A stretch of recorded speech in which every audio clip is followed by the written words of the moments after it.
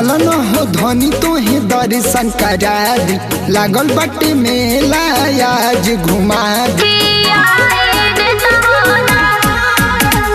चलन हो धनी तोहे दर्शन करा दी, भगवान दास के समोसा खिया दी। नीक लागे हमके समोसा खियाई देता हो ना ए राजा हो, शहीद गाँव के मेला दिखाई देता हो ना ए राजा हो, हमके समोसा खियाई देता हो ना ए राजा हो, शहीद गाँव के मेला दिखाई देता हो ना।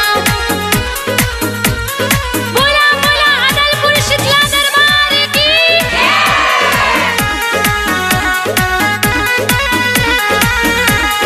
हमारा से तना जिद नहीं करे गोरी, जवन जवन मन करे जाके खरीदला तू गोरी।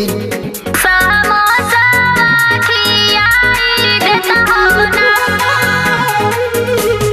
हमारा से तना जिद नहीं कर तू गोरी, जवन जवन मन करे जाके खरीदला तू गोरी। लागल बाटे मुखिया चौमिनिया खियाई देता हो ना ए राजा हो, शहीद गाँव के मेला दिखाई देता हो ना ए राजा हो, हमके समोसा खियाई देता हो ना ए राजा हो, हमके समोसा खियाई देता हो ना।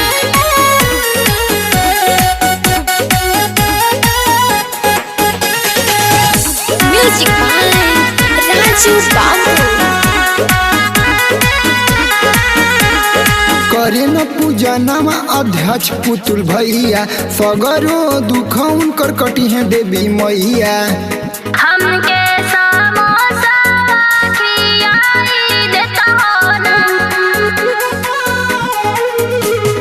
करे न पूजनमा अध्यक्ष पुतुल भैया, सगरो दुख उनकर कटी है देवी मैया।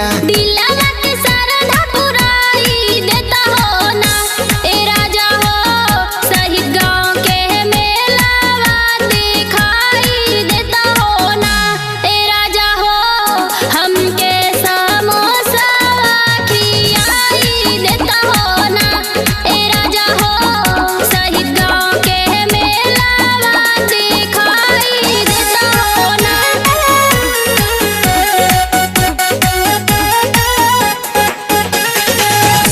म्यूजिक बाय राजू बाबू। अंजनी बच्चा लेके अइले माई के चुनरिया ए गोरी, लभलिया रिंकू बनी गइले माई के पुजरिया ए गोरी। खियाई देता हो ना। अंजनी बच्चा लेके अइले माई के चुनरिया ए गोरी, श्वेता या रिंकू बनी गइले माई के पुजरिया ए गोरी। जा